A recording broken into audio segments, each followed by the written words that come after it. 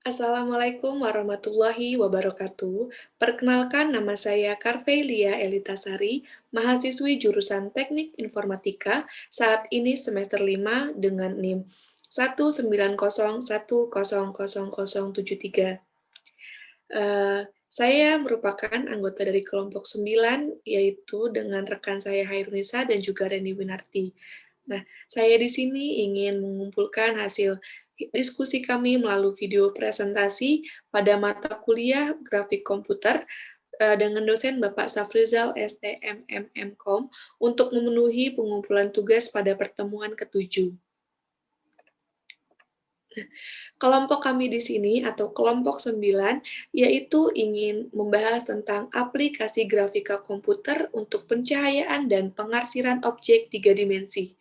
Nah, sebelum membahas ke pembahasan selanjutnya, saya ingin menjelaskan sedikit tentang apa sih itu grafika komputer. Jadi, grafika komputer ialah bagian dari ilmu komputer yang berkaitan dengan pembuatan dan manipulasi gambar atau visual secara digital. Struktur sederhananya, grafika komputer ini adalah grafik komputer dua dimensi. Namun, seiring berjalannya waktu, grafika komputer dua dimensi ini berkembang secara pesat menjadi grafika komputer tiga dimensi, lalu ada juga pencahayaan dan penghasilan objek tiga dimensi yang akan kita bahas saat ini. Dan grafika komputer ini sering dikenal juga dengan visualisasi data istilahnya. Nah, pada pembahasan kali ini saya di sini, Karveli Elitasari, membahas tentang bab 1, yaitu pendahuluan.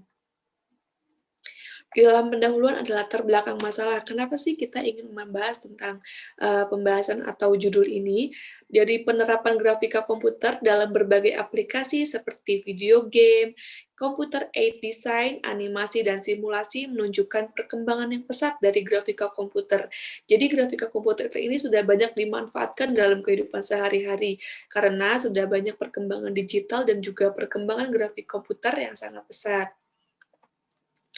Selanjutnya, pembahasan yang akan dibahas dari pembahasan kita saat ini terfokuskan pada pencahayaan dan pengarsiran pada objek, yang merupakan hal mendasar untuk menimbulkan kesan realistik pada objek tiga dimensi.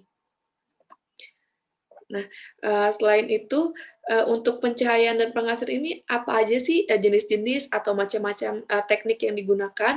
Untuk pengarsiran sendiri ada 3 program, ada 3 jenis yang akan digunakan pada program ini, yaitu flat shading, ground shading, dan juga pong shading. Lalu ada pencahayaan itu ada cahaya ambient, cahaya diffuse, dan juga cahaya spekular. Nah, tujuan pembahasan ini ialah membuat aplikasi. Jadi, kelompok kita ini berusaha untuk membuat aplikasi untuk memodelkan pencahayaan pada objek tiga dimensi dengan 3 teknik shading yang tadi telah dijelaskan, yaitu flat shading, ground, dan pong shading. Untuk pembahasan selanjutnya nanti akan dijelaskan lebih lanjut di slide berikutnya. Nah, di sini ada pembatasan masalah. Kita membagi pembatasan masalah menjadi 3 batasan masalah. Yang pertama yaitu dirancang suatu aplikasi untuk memodelkan pencahayaan pada objek 3 dimensi dengan 3 teknik shading. Jadi pembatasan yang pertama yaitu kita hanya menggunakan 3 teknik shading yang tadi sudah dijelaskan, seperti ground shading, pong shading, dan juga flat shading. Lalu untuk pencahayaannya dibatasi lagi menjadi 3 yaitu cahaya ambient, cahaya diffuse, dan juga cahaya spekular. Pembatasan masalah yang kedua yaitu objek tiga dimensi yang ditampilkan hanya objek 3D convex. Nah, objek convex di sini ialah bentuk yang besar sudutnya kurang dari 180 derajat. Objek convex ini sering juga disebut sebagai objek cembung, dan objek cembung ini merupakan sebuah objek yang sederhana. Maksudnya ialah tidak ada ruas garis antara dua titik pada batas yang keluar dari objek tersebut. Nah, itu ialah batasan masalah yang kedua. Untuk batasan masalah yang ketiga, aplikasi yang kita berusaha untuk kita buat ialah menggunakan bahasa pemrograman Delphi. Pemrograman Delphi ini juga dapat dikatakan sebagai sebuah pemrograman yang menggunakan visualisasi seperti halnya bahasa pemrograman seperti Visual Basic, yaitu terus dengan menggunakan bahasa pemrograman Pascal. Delphi juga menggunakan konsep yang berorientasi objek atau OOP. Nah, kita mulai masuk ke pencahayaan dan pengarsiran objek 3 dimensi. Jadi, yang seperti di awal yang sudah saya katakan, 3 model pencahayaan lokal kita bagi, yaitu cahaya ambient, cahaya diffuse, dan juga cahaya spekular. Itu untuk pencahayaannya. Dalam komputer grafis ada 3 teknik pengarsiran yang umum digunakan. Teknik-teknik tersebut ialah flat shading, Gouraud shading, dan Phong shading, seperti pembatasan masalah yang sudah kita bahas sebelumnya. Nah, di sini ada penjelasan tentang cahaya ambient. Cahaya ambient itu apa sih? Jadi, benda yang hanya dikenal cahaya ambient akan terlihat sangat datar. Nah, walaupun sebuah benda tidak terkena cahaya secara langsung, benda tersebut masih dapat terlihat. Hal ini terjadi karena adanya cahaya yang dipantulkan secara tidak langsung oleh benda di sekitarnya. Dan model pencahayaan ini disebut juga cahaya ambient. Nah, seperti yang saya katakan tadi, benda yang hanya dikenai cahaya ambient akan terlihat sangat datar. Nah, untuk yang kedua ini ialah cahaya diffuse. Saat sebuah benda mati dikenai cahaya, maka intensitas cahaya akan dipantulkan rata ke semua arah. Inilah yang disebut dengan cahaya diffuse. Nah, contoh gambarnya ialah ini. Jadi cahaya itu nih, cahaya itu dikenai oleh benda mati, lalu cahaya itu akan memantulkan ke segala arah, seperti ini. Permukaan benda ini lebih kasar daripada benda dengan permukaan spekular. Karena sebagian dan sebagian cahayanya akan diserap dan sebagian lagi akan dipantulkan ke segala arah. Nah, yang ketiga ada cahaya spekular. Pada benda berkilau, terdapat sebidang daerah yang terang pada permukaan benda yang letaknya tergantung dari sudut pandang terhadap benda.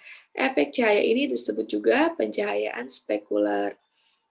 Jadi pencahayaan spekular ini permukaannya itu lebih halus dan cahaya akan dipantulkan pada arah tertentu. Nah, jadi beda dengan cahaya diffuse tadi. Kalau cahaya diffuse tadi benda dipantulkan lalu benda diluruskan lalu dipantulkan ke semua arah. Lalu kalau misal spekular ini dipantulkan tapi hanya pada arah tertentu dan terdapat satu area yang paling terang nantinya. Baik, untuk penjelasan bab 1, saya harap itu cukup. Kurang lebihnya mohon maaf. Terima kasih kepada Bapak Safrizal telah menonton dan membuat pengamatan terhadap video kali ini. Saya Karvelia Ritasari mengucapkan banyak terima kasih kepada Bapak Safrizal atas ilmu yang telah diberikan kepada kami selama ini. Semoga kedepannya kita bisa bertatap muka. Untuk bab selanjutnya akan dibahas oleh rekan saya, yaitu Hairunisa. Terima kasih. Wassalamualaikum warahmatullahi wabarakatuh.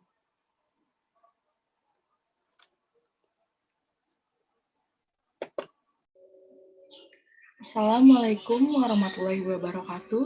Nama saya Hairunisa, NIM 1901000044.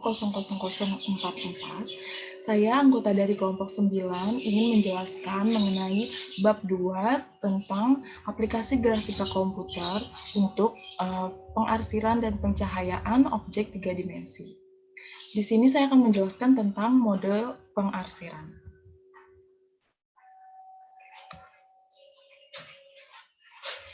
Sebelumnya, untuk mendeteksi apakah suatu poligon perlu diarsir atau tidak, digunakan metode seperti backface culling, painter sort, z-buffer, dan lainnya. Pada pembahasan ini, metode yang digunakan adalah metode backface culling. Cara kerja metode ini adalah dengan menggambar poligon yang memiliki vektor normal keluar dengan cara mencari dot product dari vektor normal poligon dan vektor arah pilihan. Apabila hasilnya lebih besar dari 0, maka vektor normal poligon merupakan vektor normal keluar dan poligon akan digambar. Kelemahan dari metode backface culling ini adalah bahwa metode ini hanya dapat digunakan pada objek konveks. Kemudian, untuk jenis metode yang dapat digunakan ada 3, yaitu yang pertama adalah flash shading. Metode ini hanya sekali menghitung intensitas untuk tiap-tiap poligon pada objek. Hasil yang didapatkan tentu saja kurang memuaskan karena batas-batas antar poligon terlihat jelas sehingga objek akan kelihatan terkotak-kotak. Langkah-langkah yang dilakukan untuk mengasir poligon dengan metode flat shading ini adalah sebagai berikut. Yang pertama yaitu mencari vektor normal. Yang kedua, mengambil sembarang titik yang terletak tepat pada poligon-poligon tersebut, dan misalkan ada di titik tengah poligon sebagai titik acuannya. Yang ketiga yaitu menghitung intensitas pencahayaan dari poligon tersebut, dan yang terakhir, seluruh poligon tersebut diarsir dengan intensitas yang telah dihitung. Materi yang kedua yaitu adalah Gouraud's shading. Untuk mendapatkan hasil yang lebih halus saat mengarsir poligon digunakan metode tersebut, karena pengarsiran dilakukan dengan cara horizontal terlebih dahulu, lalu setelah itu baru vertikal. Maka, untuk mengarsir suatu titik pada suatu poligon yang diketahui intensitas sudut-sudut penyusunannya, intensitas pada titik-titik perpotongan antara garis horizontal proses pengarsiran atau biasa disebut scanline dengan poligon tersebut harus diketahui terlebih dahulu. Untuk yang ketiga yaitu adalah metode Ponce shading.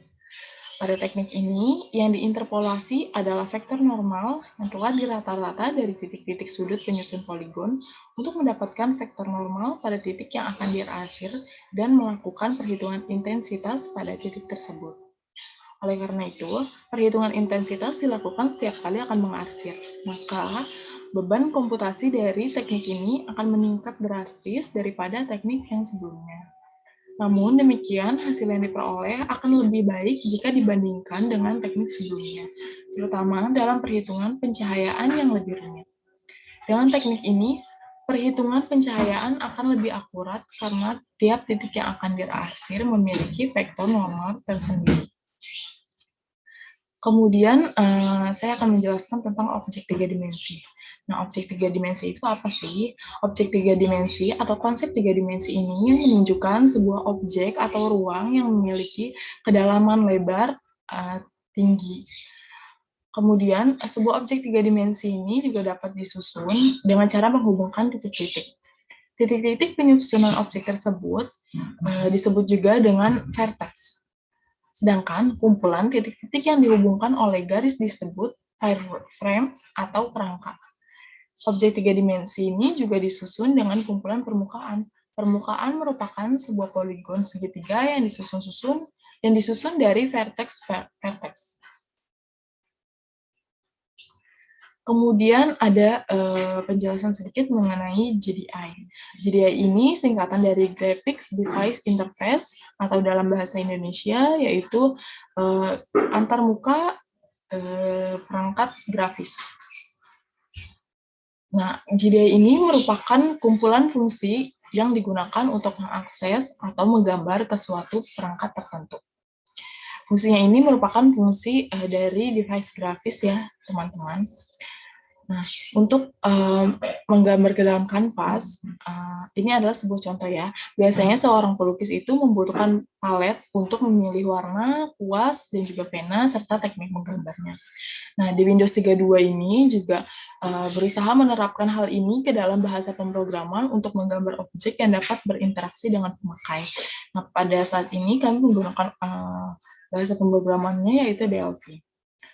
Nah, fungsi-fungsi ini tersedia juga dalam Graphic Device Interface atau yang dikenal dengan GDI. Pada DLV berfungsinya yaitu untuk dienkapsulasi dan disederhanakan dalam objek di kanvas. Sekian untuk penjelasan tentang bab 2 pada aplikasi graf komputer ini. Kurang dan lebihnya mohon dimaafkan. Assalamualaikum warahmatullahi wabarakatuh. Terima kasih.